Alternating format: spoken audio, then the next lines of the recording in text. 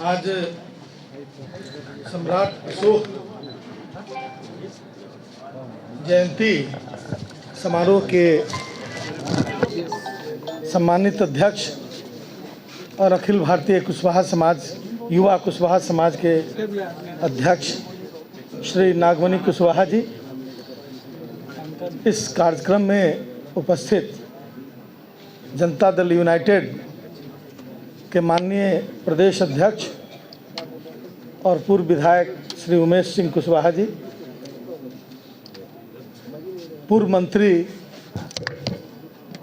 आदरणीय श्री बसवन प्रसाद भगत जी, पूर्व विधायक श्री सीपी सिन्हा जी, श्री ब्रजकिशोर सिंह जी, मधुमंजरी जी, डॉक्टर शांतनु जी, माननीय विधायक श्री अजीत सिंह कुशवाहा जी, हमारे छोटे भाई, और सभी सम्मानित भ्रातागण, बंधुओं, माताओं, बहनों जिनका मैं नाम नहीं ले सका, बौद्ध भिक्षुगण और पत्रकार बंधुओं, आज सम्राट अशोक जयंती समारोह मनाया जा रहा है। मैं हृदय से धन्यवाद देता हूँ संगठनकर्ता भाई नागमणि जी को, जिन्होंने इस परंपरा की शुरुआत लगभग 10 वर्ष पहले शुरू की, 8-10 वर्ष पहले। और मुझे याद है कि मुझे झंडा दिखाकर उस कारवां को विदा करना था और मैं वहाँ गया था। मेरी धारणा, अभी अजीत कुमार जी ने बहुत सारी बातें कही, वो सारी बातें लगभग सन्निहित हैं इन मेरे विचार में भी जो उन्होंने कही। और सम्राट अशोक के दादा, हमारे पूर्वज चंद्रगुप्त मौर्य ने विश्व विजेता कहे जाने वाले सिकंदर को भारत से खदेड़ कर बाहर किया था। हम उन्हें भी याद करना चाहते हैं। और भारत को अखंड भारत का पहला स्वरूप उन्होंने ही दिया था। और उसके बाद चक्रवर्ती सम्राट के रूप में अशोक प्रियदर्शी के रूप में सम्राट अशोक ने इस भारत पर शासन किया। और यही बिहार का, चाहे वो नालंदा हो या पटना का पाटलिपुत्रा, मौर्य वंश के राजाओं का यही राजधानी हुआ करती थी। आज पूरे बिहार को गर्व है और पूरे बिहार को गर्व होने देना चाहिए, सिर्फ कुशवाहा को नहीं। क्योंकि महात्मा गांधी को जिस दिन वैश्य समाज के लोग घेर कर माला पहनाने लगेंगे और कहेंगे कि हमरे जात, उस दिन से महात्मा गांधी की महत्ता में घटोतरी होने लगी। इसलिए सम्राट अशोक पूरे बिहार के और पूरे देश के हों, इस बात की ललक हम लोग को होनी चाहिए और उसी में हम गौरवान्वित महसूस करें।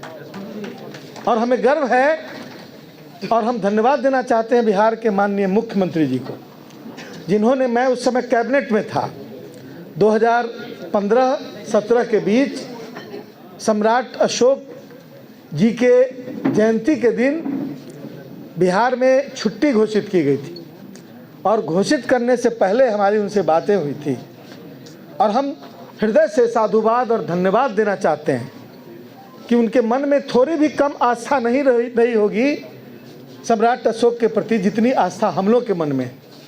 इसलिए हम अपने पुरखों की व्यापकता और उनके व्यक्तित्व को और बढ़ाने का काम करें। हमारे बौद्ध भिक्षु हैं, और सम्राट अशोक को तो पूरी दुनिया जान रही है। महेंद्र और संघमित्रा ने तो पूरी दुनिया में प्रचार किया और पूरी दुनिया के लोग, मैं जापान गया था, जापान के बड़े बड़े श्राइन्स में बौद्ध धर्म के लोग आज भी उसी निष्ठा के साथ महात्मा बुद्ध को याद करते हैं। और जब उन्हें पता चला कि हम उनके वंशज हैं, तो वो 90 डिग्री झुककर उन्होंने हम लोग का अभिवादन किया। और उन्होंने जाना कि हम बिहार से हैं तो और ज़्यादा। और सम्राट अशोक और चंद्रगुप्त मौर्य, यही लोग वहाँ हैं। भारत के बारे में कोई जानकारी है तो पहली जानकारी यही है कि बुद्धो गया, वहाँ बुद्धो गया बोलते हैं, बुद्धो गया में सम्राट अशोक, बुद्ध गया में हमारे बुद्ध, ये हमारे तथागत को ज्ञान प्राप्त हुआ और इन चीज़ों की महत्ता उन लोगों के मन में बहुत बहुत ऊंचा स्थान है। इसलिए हम इस अवसर पर हमें गर्व है और इतिहास पर गर्व करना चाहिए। हमारे 2000 साल से भी पुराने इतिहास में कितनी स्वच्छंदता है और कितनी व्यवहारिकता है। यहाँ 500 साल पुराने इतिहास को लेके समाज को तोड़ने पर लगे हुए हैं लोग, और उस इतिहास से सीख लेनी चाहिए, इतिहास से प्रेरणा लेनी चाहिए। इतिहास का बदला यदि अभी हम लेने लगे तो फिर कहीं विश्व कहीं से भी शांत नहीं बैठ सकता, कि कभी ना कभी किसी न किसी ने किसी दूसरे पर चढ़ाई की होगी, और उस इतिहास को हम आज की प्रासंगिकता नहीं बना सकते। उन पर हम गर्व कर सकते हैं, लेकिन उनके अच्छे विचार के ही आधार पर आज समाज चल रहा है। ठीक कहा हमारे पूर्व वक्ता ने कि महात्मा गांधी जब इतने महान हैं, जब उन्होंने सत्य और अहिंसा का पाठ के रास्ते पर चलने का निर्णय लिया, तो आज विश्व के विभिन्न राष्ट्रों में महात्मा गांधी को याद किया जाता है। वर्ल्ड पीस के नाम पर उन्हें याद किया जाता है, लेकिन ancient leader of world peace was Mahatma Buddha, जिन्होंने इसकी शुरुआत की। इसलिए हमें बहुत गर्व है कि हम उनके वंशज हैं और वो हमारे पुरखे हैं। इस बात का हमें गर्व है और हमें उनके विचारों से प्रेरणा लेनी चाहिए। हम राजा भृतरथ के हत्यारे पुष्यमित्र शुंग के गोद में जाकर यदि कोई बैठ भी गया तो हमें इस बात का बोध जरूर होना चाहिए कि हमें उसका साथ नहीं देना है। हमें बुद्ध के रास्ते और अशोक के रास्ते और उनके विचार पर ही चलना है। इस बात के लिए हमें कृत संकल्पित होने की आवश्यकता है। और ये सियासत में होता है। सियासत में आप कहीं एक जगह इकट्ठा हो तो सभी दल के लोग, आपके समाज के लोग को महत्व देने लगेंगे। एक जगह इकट्ठा हो, एक जगह आपको इकट्ठा जिस दिन आप हो गए विचारों से, और आज क्या है, कल तक जब विस्तारवादी विचार जब हुआ करते थे तो लोग देश जीतते थे, फिर प्यार से प्रेम से लोग दुनिया जीत रहे हैं।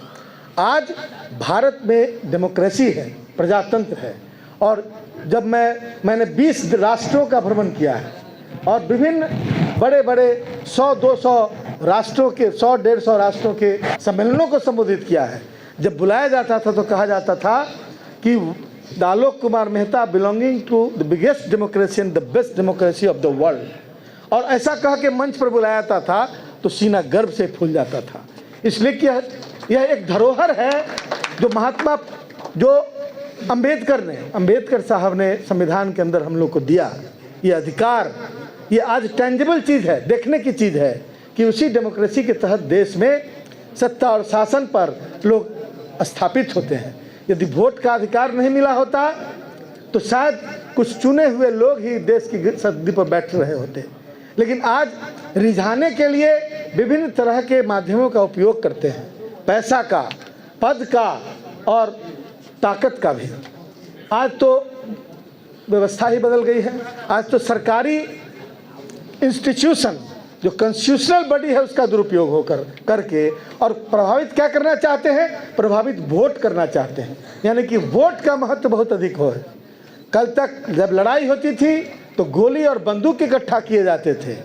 आज वोट यानी कि बैलेट में बुलेट से भी ज़्यादा मारक क्षमता है।